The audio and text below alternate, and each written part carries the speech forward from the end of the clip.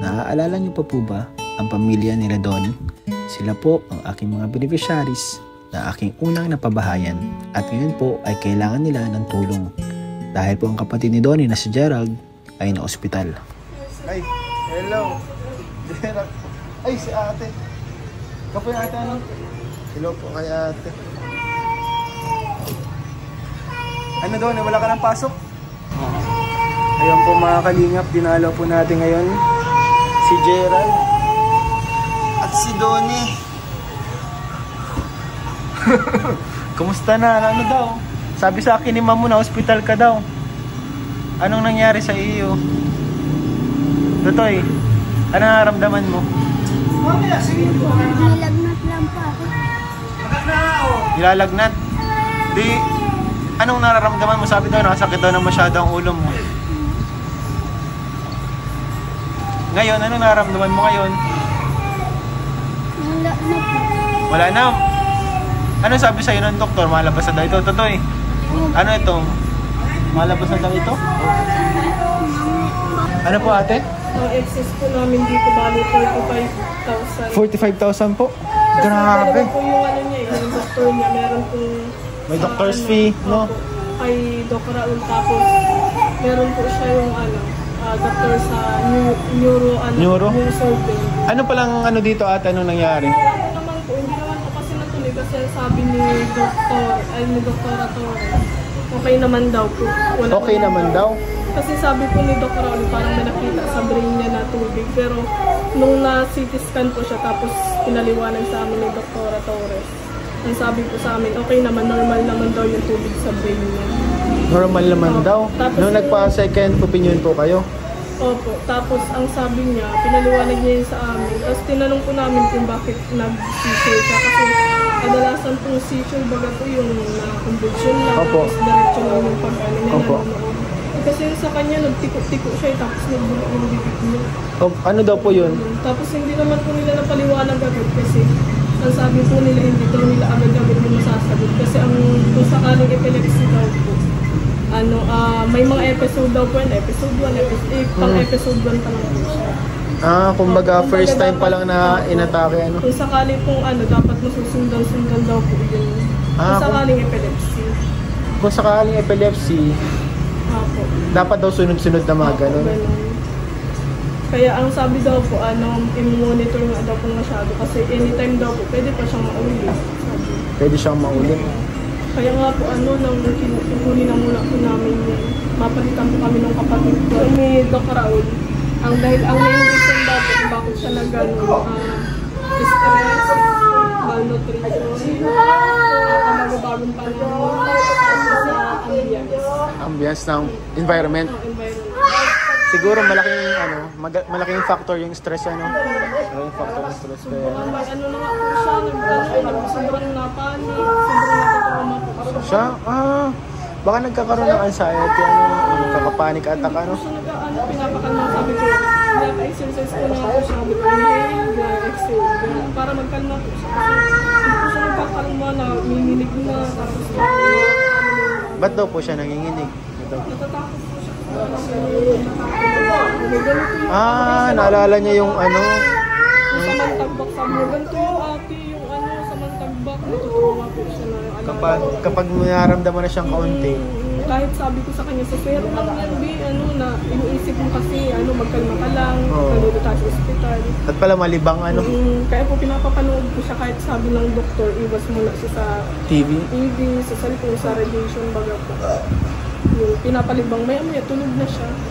Kaya hindi ko po siya iniwan at ayaw niya din sa kapatid ko. Sabi niya, ate, ikaw na, si kuya na lang, ayaw ko kay kuya na gano'n siya. Pero mabait naman din po yung kuya niya. Kaso ayaw sa akin magpaalis, nagpakarga lang po sa akin.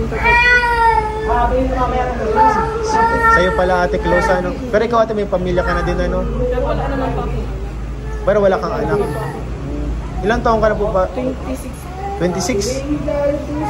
Bata pa, no? Bata pa. So ito po, sila, Donnie. Yan po sila Gerald. Ilang araw na kayo dito ate? Pang 5 days. 5 days na, tapos galing pa kayo sa provincial hospital. Sa provincial hospital, ilang taon? 6 days po kami doon. Ay, tagal! Tapos mga wala pa pong 1 week, andito na kami ulit. Na-admit na kami dito. Grabe, ano? So, yung mga kalingap, malaki-laki po yung ano, kailangan nila ano, para po dito sa ano, hospital bills. Kulang po.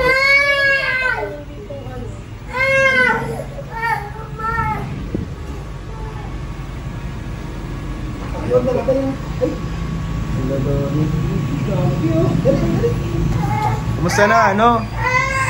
Gerald? Wala man ang masakit sa'yo ngayon? Ha? Kinukumusta ka ni ma'am mo? Ma'am Emmy mo? Tapos na baga kayo? Tapos na ang ano nyo, pasukan, Gerald? Magpalakas ka, Gerald, ha? Ano? Pagkatapos ng ano nyo, dadalang kita ng mga ano, pagkain. Ano? Pagka nalabas mo dito, ano? Buti nakakasama mo si ano, kuya mo, no? Wala na kayong pasok doon, eh? Kumusta man kayo doon dito? Ikaw ang na ano, bantay. Ito po si Donay, lagi itong ayos ay. Hindi na bago po ang sagot ito mga kalingap. Lagi lang pong ano, ayos. Hindi po nagbabago.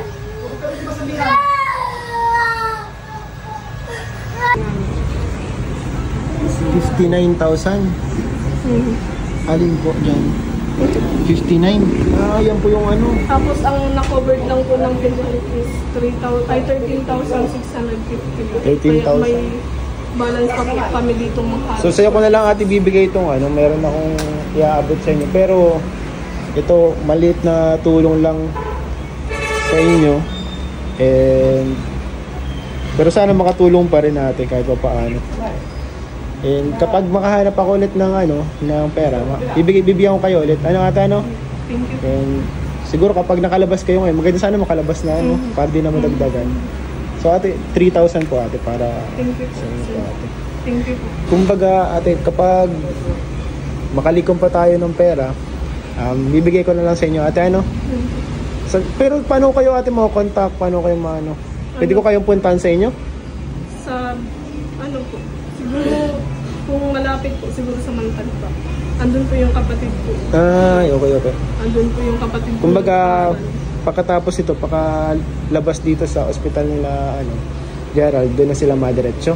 Madiretso muna po kaming Mantagba kasi sa ngayon po kasi may gawa yung kapatid ko eh. Kaya sa akin muna po sa baso. Sa baso. Pupunta lang po namin kasi yung ibang gamit di po namin kaya bitbitin doon. Yung mga kailangan lang po ni Gerald, yun ang dadali namin. Pero si Gerald muna isama niya. Apo, Gerald muna po. Parang kailangan po kasi niyan talagang mamamonitor mo eh kasi hindi siya pwedeng bayaan kasi anytime daw po pwede siyang maulit. Pero ang pinaka ano talaga, ano, wala yung pinaka diagnostic, wala po. Kumbaga for observation pa rin ate, ano. Pero ang sinabi po kasi sa sobrang ano daw po eh, sobra daw pong stress Talaga.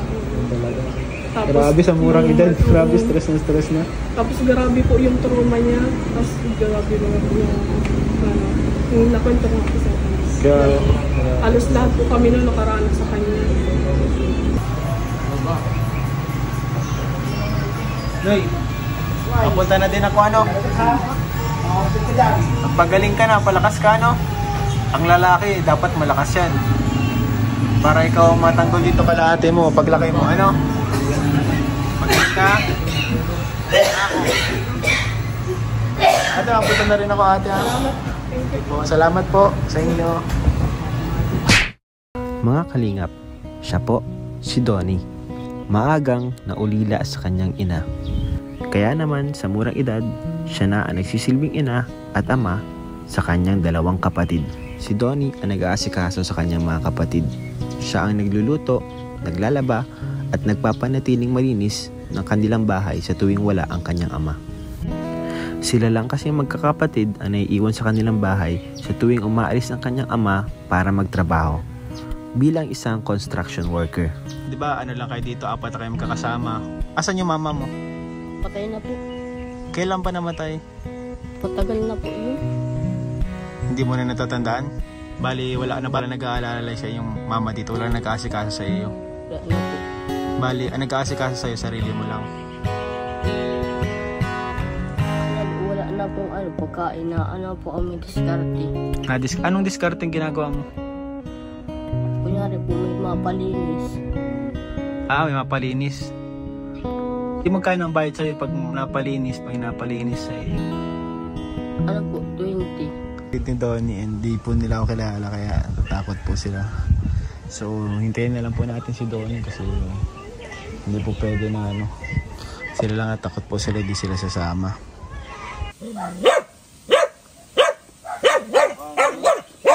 Wala ulit ako mga hindi po natin alam kung nasan si Donnie. So ito po yung bahay nila Donnie, ito yung sinasabi ng tatay. Yan po, yung nila silang pawid kasi parang walang pader po, nalalagpasan daw po yan ng ulan at napasok sila ng ulan. Nakakatuwa na makita andito ngayon si Donnie sa kanyang graduation. At nakakatuwa rin na makita siya na nakangiti. Pati ang kanyang mga kaklase ay tuwang-tuwa na makita siya ngayon. Kaya naman, buti na lang hindi natin sinukuan si Donnie. Sigurado, proud na proud ang papa mo. At syempre pati na rin kami. Kaya congratulations, Donnie.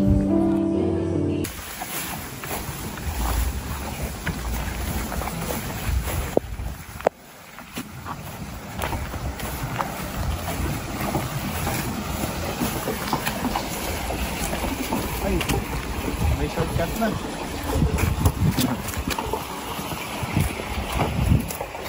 So mga kalingap, ito yung ating pabahay mga kalingap po. Apo! Tay! Kumusta na tayo? Mag-isa ka dito ngayon, Tay? Opo. Linis ko ng bagyo-baga natin ay... Binagyo kayo, tatay, no? Binurutro ko yung mga kawat. Sinisira lang yung bubong natin ay manghiro. Grabe po, ano? Kaya nga, inagapang kagawa ng kapag-baboy masisira. Kaya nga po, dapat Pinitul-putul ko na. Alam niyo na kayo. Kakal na nandun. dito tayo. Tuloy ko yun. Kasi mo, pag-linis pa ako ay... Tay! May pasalubong ako sa inyo, Tay. Ayun po mga kalingap. Ito yung munti po natin pabahay mga kalingap kalatatay.